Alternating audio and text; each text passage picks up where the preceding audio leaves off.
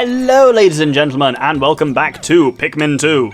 The last episode we came here to the Glutton's kitchen. And this episode, this is where it gets real dangerous. There is a very nasty enemy here, and I'm hoping to he can sneak up on you surprisingly well. He hasn't fortunately seemed to spawn near us. So I'm going to go into this corner here and hold my Pikmin here. It's surprisingly easy to be ambushed in this area. I can see him, I think, moving over there, or it might just be a Breadbug, I don't know, but there's a treasure over there, but I'm not going to bother getting it yet because it's so close, so I'll just save it until I actually need it. For now, as ever, we have some dwarfs to take out with the purples, and basically, we need to be on the lookout for Mama Bullbear, because she's stalking this level somewhere, and adult bullbears are scary for a vast number of reasons. There it is. So, it wanders around. Unlike other bullbears, it does not sleep. It just wanders around the level in a set patrol path. Irritating thing about them, number one. Number two, they are often followed by a contingent of bundlings. This one only has one, but sometimes it's as many as 2 or 3. Number 3, they are very dangerous in combat. Best way to kill them is a burp and take them out quickly. Oh, had I not used a burp on this file yet? Weird file stuff that I was saying last episode. Yes, we've seen that already. Excellent. That's what the Ultra Bitter Spray does. Cool, let's kill this guy quickly. There is 2 reasons why I want to kill them with a burp. Number 1 is because it makes them quicker to kill, and obviously the longer these things are alive, the better. Second, we're not going to... So note its health bar is still there. Note its health bar is filling up again. If its health bar fills up again with an adult spotty bullbear, it will come back to life.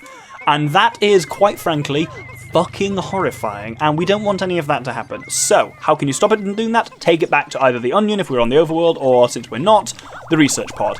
That is the only way to stop it from regenerating, or if you killed it in burped form, then it will just crack and leave behind sprays, but nothing else, so that's not a problem. I think that's the vast majority of nasty enemies taken care of. The only one particularly, I don't think there are any traps on this floor, and the only enemy I was really aware of is the dwarf, the full-size spotty bullbear, but those can absolutely make mincemeat of a group of Pikmin. Small number of purples, burp, take them out quickly. Anyway, we got this, a pack of Haribo. And it's 100 Pocos, it's called the drone supplies, and it demonstrates something really nice about the Haribo thing, which I'd like to talk about. The Haribo, I don't know if it's the same in America, but in England, the jingle that goes with them is "Kids and grown-ups love it so, the happy world of Haribo."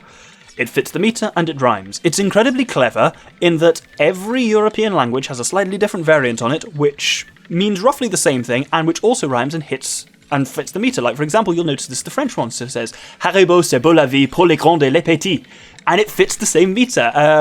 And I can't remember the German one, but it's a similar kind of thing, and it's a nice bit of marketing that they've clearly had. Someone somewhere has put a lot of thought into that. Where is that going? Oh, is it going around to one of these slidey bits? Excellent, cool. Let's get. Actually, no, I'll leave these for now because we got a Breadbug around, and I'm concerned the Breadbug may have eaten something. So I want to kind of leave those corpses there to lure it out a bit if I can. Anyway, for 130 Pocos, this is the Invigorator. Yeah, there is still at least a treasure on the thing. It's not in this Breadbug's nest because the treasurometer isn't reacting, but there's another Breadbug's nest up there. And, oh, some of my purples have got deflowered from the fight with the thing, which is irritating. Well, hopefully he'll throw me an egg, it'll be nice. It's not going to be, but... Oh, they want to try and get that treasure over there. No, you greedy bastards, that's mine. Well, hopefully if I only put a couple of Pikmin on it, it'll move nice and slowly, and they'll try and grab it. And I believe there's technically nothing stopping 2 Breadbugs grabbing the same treasure at the same time. Yeah, you're really going for it. Well, just be patient, it's coming to you, don't worry. Or are you going to go and try and get some of those corpses? What Breadbugs do and don't go for is a bizarre thing sometimes. Right, let's leave this here. That's tasty Breadbug bait. Hey guys, look what it is. It's a giant French fancy. Oh, it's not for you though, Sonny Jim. Right, good. He's on the move somewhere. Let's try and, I guess we'll just take this guy out with purples. Yeah, you can see it does like a third of their health, so it's not particular. You've got to wait for them to like finish that entire animation as well in order to actually. Oh, it does need purples. What do you know? But yeah, it's not the most efficient way of fighting them, but also neither is. If you've got an abundance of corpses, sure, but since this one doesn't seem to want to move over towards them, we'll just have to do them in the old-fashioned way. Anyway! It's amusing that it does that animation during the screen. Anyway, for 60 quid, this is the white goodness. And this one is dead now, and that sounds like that has been everything, so the Breadbugs haven't soaked anything up. I'm having pointer issues, irritatingly. And in the weirdest situation possible, I think what's causing it is, so the Wii Remote, for those who don't know, hey! Oh, there's no one on it, we're fine.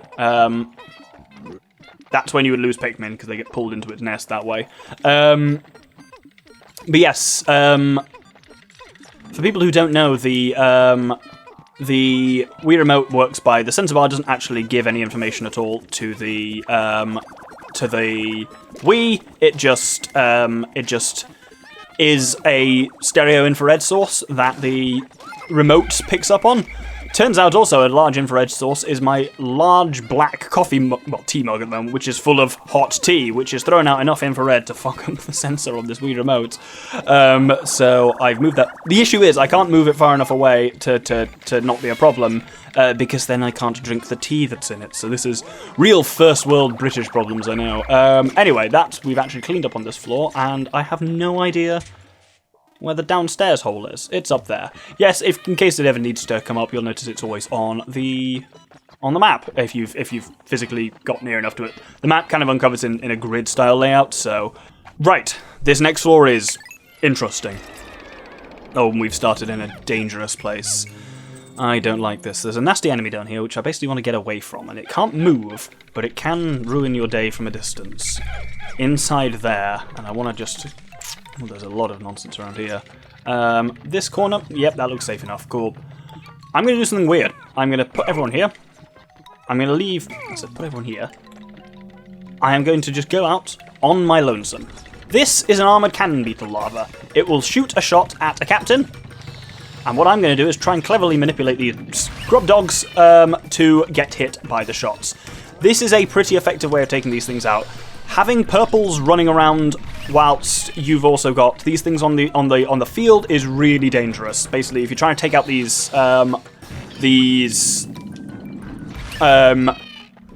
bread bugs or grub dogs, whatever they are, the little bulbul larvae. I don't know if they're bulbul larvae, they're just dwarfs. But yes, trying to take them out with purples while this guy's... Ooh, did a Queen Candy Pop bud just drop from the ceiling?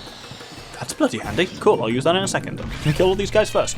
It's particularly satisfying as well, because to take these guys out this way.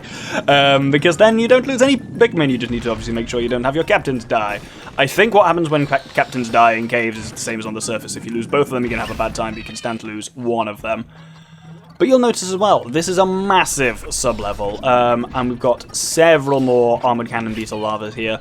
The baffling thing about this is, do you remember you might remember the armoured cannon beetle itself from Pikmin 1. The armoured cannon beetle is not in this game at all. There's a shit ton of armoured cannon beetle larva of various different colours, but you will never see an adult form of it.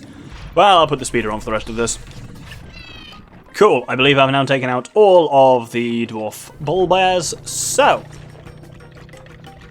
let's get down to business. So, now we need to figure out how to actually kill this dude. And as ever is the case with Pikmin, less is more. I'm actually going to take a slightly larger number of reds rather than risk my purples here. These guys are, basically you just need to wait for them to shoot, dodge their shot, then chuck a load of Pikmin at them. The Pikmin will fuck them up and they won't really get a chance to shoot off. What you need to watch out for is that, because that throws your Pikmin into a line. Oh, and the bloody... remote went fucky. Right, how the fuck do I fix this? Because that was a terrible time for that to happen. Let's try raising that up a bit. Let's move the T-Mug all the... Actually, just hold on a second.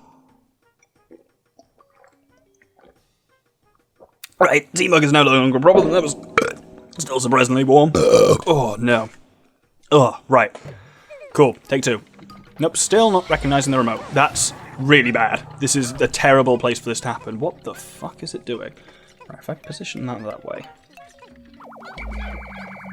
Okay, well, at least we can replenish numbers relatively easy because it gave us a Queen Candy Pop bud, so quite frankly, that's pretty good, all things considered. We'll get that on the move. I can actually do a pretty good corpse sweep in this area without having to actually cover any of the other areas.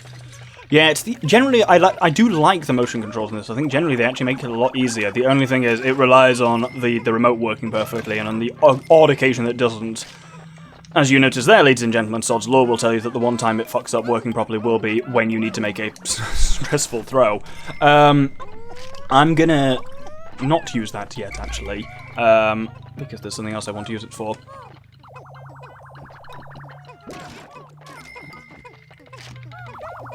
Right, because there's a purple candy pop bud as well over here, and I want to basically convert some to purples first, because otherwise I'll then accidentally use the queen to make, what I don't want to do is use the queen to bring me up to 100 Pikmin on the field, and then be like, oh no, wait, I can't get purples now. They're supposed to always get some because it trades out, doesn't it? We've not actually seen, this discussion is going to be meaningless to those who haven't watched Pikmin 1 because we haven't actually seen Queen Candy Pop Buds in this game yet. Queen Candy Pop Buds are interesting. They give you more Pikmin than you put in. And you basically got to wait for it to be the right colour that you want. So here I'm going to chuck some reds into it and turn them into yellows. Chuck one in, 10 come out. So it's pretty handy for actually, it's one of, basically it is the only way I believe, other than a weird thing that I don't quite count, to actually increase your Pikmin numbers while underground. So there I've actually converted them to yellows, because yellows will be a bit more useful going forwards. There's no real use for reds, other than I bring reds for combat, not because they're particularly good at combat, because whatever they're good at, purples are better at. But the main advantage of reds for combat is reds are much more expendable. They have far fewer useful uses than yellows, and because they're the first Pikmin you get, you just tend to have better numbers of them for the entire game than any other species. So we've got a few more cannon beetle larvae to take out here, and hopefully, touch wood. This desk isn't wood; it's laminate. That's what you got to do. There is pull them out of the way. When he bucks them forwards, you've got to be ready to basically pull them out of the way, because he chucks them straight into his own cannon range, which is a clever but shitey move, and you basically just got to be able to whistle them back from that quickly, otherwise they're going to have a bad time. But generally they're actually pretty harmless to fight as long as you're quick on the whistle. It just so happened with that first one that my whistle was not ready, because yeah, he'll chuck them off, they'll go, oop, run straight at his face and straight into the oncoming rock blast. And yes, there's nothing worse than hearing a rock blast squish about 30 Pikmin once. It's just, it's the worst sound. Was there not one in there? Huh, cool. Right, with that done, time for a cleanup run. I believe, it's not going to be an egg anywhere on the floor. That's a bit shitey, just because the issue of, between that combat causing us to lose some of the leaves and a lot of candy pop budding, we've actually got a fair few non-leaf Pikmin with us now. No, non-flower. That is leaf, yes. Which is less than ideal. But we've got two treasures down here. We've got the old rabbit ears antenna, so let's get... Hey, it is dropping nectar, wonderful. Let's make sure people don't sup that by accident, because I want to make sure everyone can sup it properly. So we'll just try and get everything moving for now. So yes, those drops that come from above, as you saw there, they can sometimes be nice. They can be nectar. That one was also nectar, great. Those are not entirely accidental, as you can see. The chances of the fact... you should realise that them both happening to fall on a place where there is a treasure is by design. And they have it rolls a dice what they are sometimes. It's what the that's interesting. Let's see. Huh. But yeah, sometimes it's nectar, sometimes it's free spray, sometimes it's bastardry, sometimes it's explosives. I think that cannon beetle may be broken. Well, at least it's not a treasure, that's all I can say.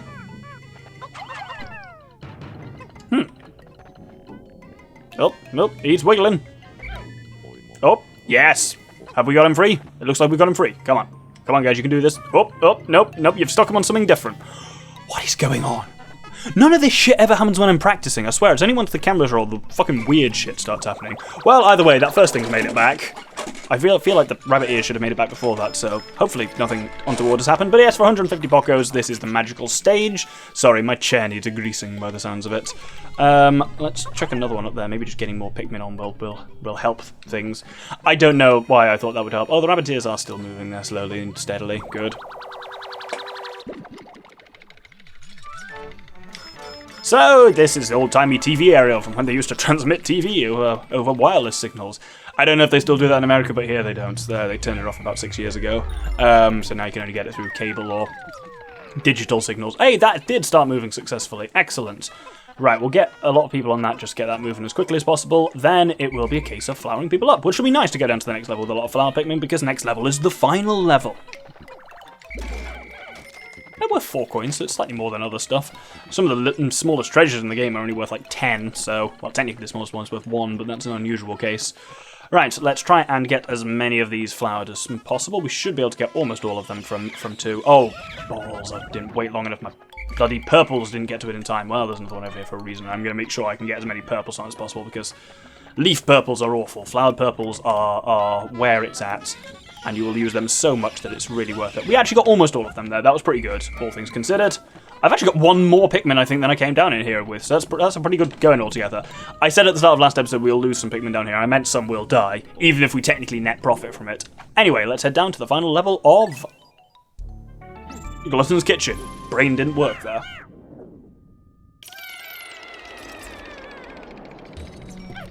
So, this is probably the most unusual boss in the Pikmin, in Pikmin 2, because you don't fight it. You'll see what I mean. So, I'm going to bring everyone into the corner here, separate out, and I want to take only yellows with me. There's a lot of electricity on the map. You don't want to fuck with it. Here is the boss. This is the giant Breadbug. He's like a normal Breadbug. He can't harm you. He's got a treasure in him, as is probably unsurprising. He takes a lot of pulling force to fight, much more than a regular Breadbug. You can see there's also 2 regular Breadbugs wandering around the map, and pulling a lot of treasures around. There's about 4 or 5 treasures on this floor, and they'll start pulling the treasures straight away.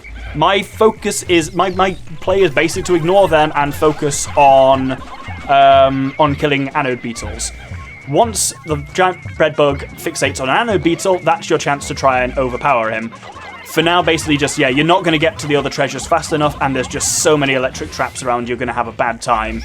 Focus on disarming all the electric traps, and then naturally, of course, those anode beetles will then count as corpses or things that the giant Breadbug will try and bring. The giant Breadbug, as you'll see by the amount of damage taken, takes somewhere between 2 or 3 hits, depending on he's taken quite a lot there. He's fucking off over there. You can't do with him the same trick that you can do with regular Breadbugs of hitting with purples. That will not work on him at all. You need to have him pull things. And I don't really know what happens if you run out of things to pull. It's never come up, actually. But you get quite an unusual music in here as well of the giant Breadbug's theme. Right, let's see if we can get you moving. There's a fried egg over there that still hasn't been claimed by a Breadbug. So while that's all moving back, I'm going to try and just get a bit more process with traps. That should kill the giant Breadbug, I believe. We'll find out. But yeah, I don't like having anyone who isn't yellow out and about on this map until we've... that looks like that's the giant Breadbug dead. Excellent. And we will get... It's a strange boss, but it's just an amusingly different one. We'll get a cutscene in a second.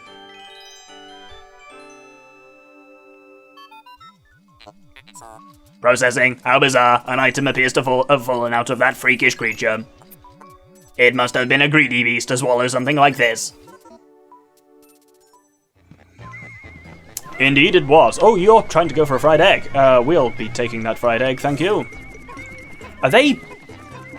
What is going on here? Oh, is he trying to pull the giant Breadbug's corpse back? What a bizarre series of events that is. Well, either way, let's get everything here that's moving. We're going to get 2 treasures, like, on top of each other, and some ham just popped out over there. Everything is going on here. This is why I like this boss, because it's just mad. Anyway, we got back. This is the thing we actually got for defeating the giant Breadbug. This is the dream material for 100 quid, but it's also, because it's the thing a boss drops, always useful. This intriguing material does not conduct electricity. It is far more advanced than the other material I was researching. How frustrating. A spacesuit made from this wonder alloy would insulate the wearer from electric shocks. Excellent. This new material has allowed me to complete my anti-electrifier. It is my own invention, with only the smallest iota of outside inspiration. I have reconfigured your suits with this new material. They will now protect you from electricity. So that's pretty handy. It's not actually really come up before, but electricity hurts captains. But now it doesn't, and that's great too, in case you accidentally walk into shit. We got a new thing here, for 100 quid. We got the Hideous Victual, which is, I think, actually pronounced Victual, weirdly enough, and is just a word for food. You'll notice as we killed him as well, a donut popped out, because that's where he was hoarding stuff. I just want to take out a few more enemies and gates and stuff, and then we'll just get everything moving. I will let the music play for now, while I do that on the speeder.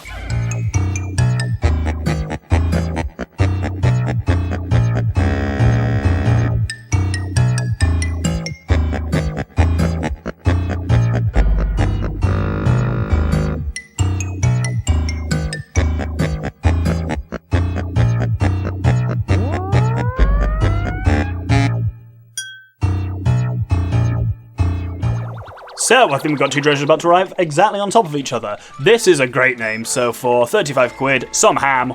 But it is the meat of champions, which is wonderful. And then following that, almost immediately afterwards, there we go. This is a large donut for 40 quid. This is the Sweet Dreamer.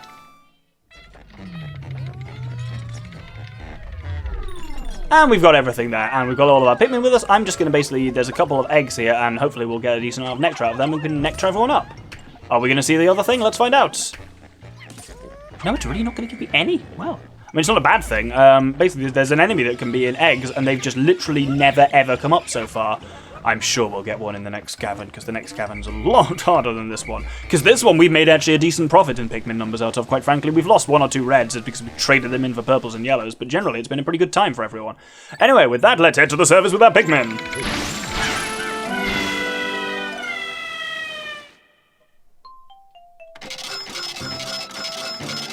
So we got a lot of stuff in there. Holy shit, actually, we've got 1400's worth of stuff. I've made that, like, exact same cock-up, I'm pretty sure, in a previous episode, where I said, like, 12,000 instead of 1,200. Anyway, we've actually still got time back in the perplexing pool. So what I'm basically going to do here is I'm going to... Oh, there we go, 50% of the dead recovered! And you'll notice, yeah, like, what, episode 7, we are not halfway through it. As you'll have noticed from the visualizer, we are not just going to the 100% debt recovered thing, and indeed the 100% debt recovered is not... The 10,000 Pocos is not even the end of the game.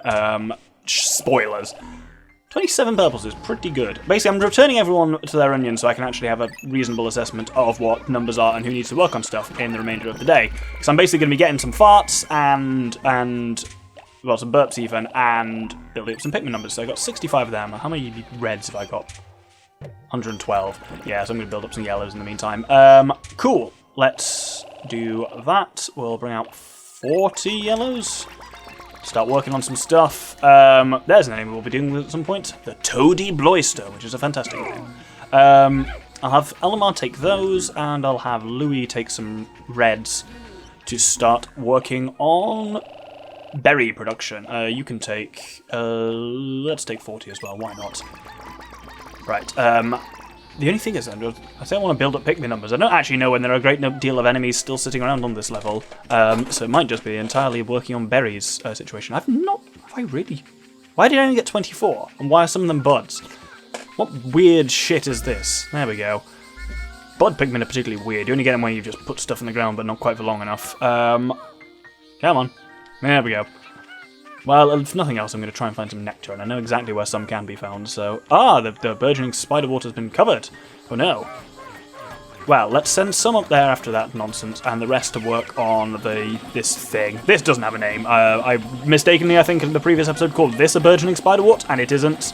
That's just the weird, unnamed fungus that never gets a name. But of course it never gets a name, because it's called an unnamed fungus. Why would it have a name? Oh, no, let's get rid of them. And I want to try and get flowered Pikmin to move these things along at least, because then that way I can focus on use your words. Can focus on not talking at all. I can focus on flowering the other ones. Right. I kind of want to have a yellow Pikmin bring that back. Oh well. Hey, no, bud. No, not you. Well, either way, fuck it. Let's just. I'm going to leave all that shit there for now and try and actually just quickly nectar these guys up. So, introducing over here, these are nectar rocks. Put your Pikmin on them and your Pikmin will start slapping them. Eventually, nectar comes out. Great. So let's nectar up all these remaining reds that still need it. Cool, that'll do. I think we've got almost all of them at that point. Okay, come on. Time's a wasting. It's getting surprisingly late already, so... let's have everyone take their shit back here. And work on those. In the meantime, are there any obvious enemies I can take back from this? I think there might be a yellow Wollihop somewhere, but I think because I was in the perplexing pool yesterday, everything I killed is still dead. There's enemies down there that I don't want to get involved with that nonsense. Oh, a Skitterleaf, great. That'll get me like... Oh, there's actually quite a few Skitterleafs here, so... You know what? That'll get me some yellows. Better than nothing. Definitely. If the bastards can actually successfully chase them down. There we go, we got one, and then one final one here. Wonderful, that'll do. Do I want to lure a Wally Hop over here? No, probably not. That's going to be a bad time for me, I suspect. We'll send them back and then just keep watch on everyone here. Oh, I'm going to go for the Wally Hop, aren't I? And I'm going to fucking regret it. Right, come on, idiot. Come over here. Hey. Guarding where the zirconium rotor was in Pikmin 1 was over there. Come on. Come here. Oh, don't it look so tasty. Yeah, you see him. Tasty Pikmin. Okay, fuck you, fine. I'm going to go for the sheer wings instead. He's going to attack me now while my back's turned. I know he is. That's how this game works. Well, there's some tokens as well. Or maybe he's just not going to come this far away from the water. Let's see if we can... Oh, nice shot, Red 2. Good shot, Red 2, I think is the line. Not nice shot, Red 2. But, oh, he's landed in the water, which means he's going to die. Oh, no, he's not. He got out of the water. Yeah, sheer wigs, not only can they fly, but also they regenerate health while they're flying, which is a particularly irritating trait that they have. Right, let's do this then. Why am I so concerned with killing a Wally Hop? I'm going to bloody regret it. I'm not going to be able to get its corpse back in time, I bet you. Alright, let's focus everyone on it. If he jumps back in the water, I'm going to have such a bad time. And he's trying to go back in the water. Oh, yeah! No, guys! No. Well, at least, as you can see, that's what happens when Pikmin try and drown. Well, not try and drown, but when Pikmin go underwater, you can successfully... Oh, we might actually just be able to kill him this way. Oh, no, he's going to kill all of them. Oh, we're going to have this happen again, are we? Yeah, dance this down. Oh, fucking get out of the water, you idiot. Oh, dude, I'm stupid. Right, okay, good. Oh, it's almost sundown. Great. Cool. Oh, he's probably fallen in the water. Is it even worth trying to get him out? Oh, no! Okay, he's definitely fallen in the water. Right. I'll be honest. That was a poorly conceived plan in a lot of ways, and boy, did it not really pay off in any way. But hey, I deflowered some of my yellows, so that's pretty cool. Not my smartest moment, I'll freely admit. Oh, there are things worth plucking here, at least. That's something. Right, let's slap everyone at least who's with me back in the onions. And there's a red thing here. Fuck knows where Louis is. He'll have to fend for himself for now. As long as he's got the remaining Pikmin that are out on the field, that's what matters. It would be handy to have him here to help pluck faster, but oh god, we're actually going to be surprisingly close. I mean, it's not the end of the world if we have to leave them planted here, but we will still get them. 48 are on the field, right. Let's quickly hoover these guys up. If they're in my party at the end with one captain or the other, it's fine. I just need to quickly hoover them up and then make sure that the remaining ones are all with Louis, and they are. Wonderful. Cool, I think we're all good there, so we'll hold it there. Though we won't hold it there. Well, am I going to do Picklepedia stuff? Maybe. We'll see. Oh god, they're throwing a bloody fiery bulb back at me in the cutscene. Oh, except it's still asleep. God, there's so much bastardry down there. Got out before that nonsense happens at night time, definitely. So yes, the overall Pikmin death numbers will be a bit different to what you're used to because I had to replay through a file. But they shouldn't be too hugely different because I didn't have too terrible of a time on this. Decent amount of money, 1,500, which is pretty good. Today's Pikmin numbers, we actually... So this is weird. We lost some reds because we lost some in combat. We also lost some to Candy Pop Buds is the real source of it there. But we gained a couple of purples, which is pretty good. We gained a lot of yellows. That's pretty nice. Yeah, so I lost like 1 purple, I think, to electricity. Then I lost 6 to battle, and then I actually lost the rest to Candy Pop Bud, which is not marked on for obvious reasons, but... Olimar, you're my hero. You've erased half the debt. Still, things have become a bit dangerous here, so I'm going to go into hiding. Focus on work and don't slack off. And we'll hold it there, I think. So we've explored a decent bit of the perplexing pool. Now, next episode, we're going to be going back to the Awakening Wood, because there's 2 things I want to do there. There is a new thing to gather, which is not a treasure as such, and there is a new cave we've got access to, which has got some of the best music in the game. And cool treasures and really difficult enemies. This is where the game starts getting hard quite fast. So I hope you'll join me then. Thank you very much, and good day.